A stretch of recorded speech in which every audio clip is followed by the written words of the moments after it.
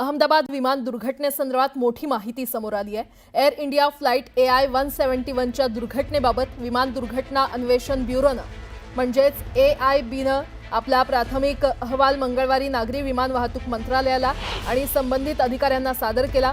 मात्र हा अपघात नेमका कोणत्या कारणामुळे घडला त्याबद्दल या अहवालात काय म्हटलंय याबद्दलचा तपशील अद्याप उपलब्ध होऊ शकलेला नाहीये।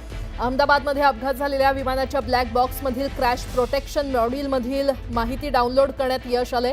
त्या माहितीची अचूकता तपासण्यासाठी त्याच प्रकारचा दुसरा ब्लॅक बॉक्स ज्याला गोल्डन चॅसिस म्हटलं जातं त्याचा वापर करण्यात आला। या तपास पथकात भारतीय हवाई दल, हिंदुस्तान एरोनॉटिक्स लिमिटेड आणि अमेरिकेतील नॅशनल ट्रान्सपोर्टेशन सेफ्टी बोर्ड यांचे तज्ज्ञ सहभागी आहेत।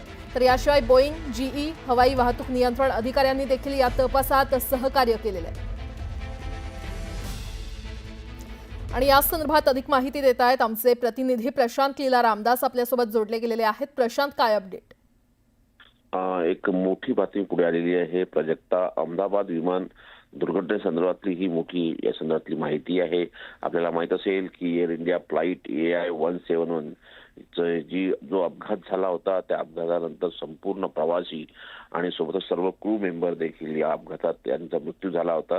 त्या संपूर्ण अपघाताची चौकशी विमान दुर्घटना अन्वेषण ब्युरोच्या वतीनं सुरू करण्यात आली होती, ज्याला आपण AIB समजलं जातं। केंद्रीय हवाई वाहतूक मंत्रालय आणि केंद्रीय गृह मंत्रालय यांच्या माध्यमातून हे ब्युरो काम करत असतं। आपल्याला माहित असेल त्यामध्ये जो प्राथमिक अहवाल पुढे आलेला आहे त्यामध्ये नागरी विमान वाहतूक मंत्रालयाच्या संबंधित अधिकाऱ्यांना हा अहवाल सादर केला आहे। त्यामध्ये स्पष्टपणे या अपघाताचे काय प्रमुख कारण होते या संदर्भात कुठल्याही प्रकारची माहिती पुढे आली नाहीये, पण त्यामध्ये हे स्पष्ट म्हणण्यात आले की या अपघाताचा तपशील जो आहे त्या तपशिलाच्या आधारावरती याचं विश्लेषण करण्यात आलेलं आहे। ब्लॅक बॉक्स मधील क्रॅश प्रोटेक्शन मॉड्यूलच्या माध्यमातून जी माहिती एकत्र करण्यात आली त्याचं विश्लेषण करण्यात आलेलं आहे। त्या माहितीची अचूकता देखील तपासण्यात आली आहे। दुसरा ब्लॅक बॉक्स ज्याला आपण गोल्डन चेसिस समजतो त्याचा देखील वापर करण्यात आलेला आहे। आणि हा संपूर्ण अहवाल तयार करण्याचे प्राथमिक अहवाल तयार करण्यामध्ये भारतीय हवाई दल, हिंदुस्तान एरोनॉटिक्स लिमिटेड आणि अमेरिकेतील नॅशनल ट्रान्सपोर्ट सेफ्टी बोर्डचे जे सदस्य आहेत ते संपूर्ण सहभागी झाले होते। आणि सोबतच बोईंगचे अधिकारी, JEचे अधिकारी, केंद्रीय हवाई वाहतूक नियंत्रण मंत्रालयातले अधिकारी देखील या संपूर्ण त्यांनी तपासात सहकार्य केलं होतं। पण या अपघातामागील मुख्य कारण काय आहे हे अजूनही स्पष्ट करण्यात आलेलं आहे। हा प्राथमिक अहवाल आहे।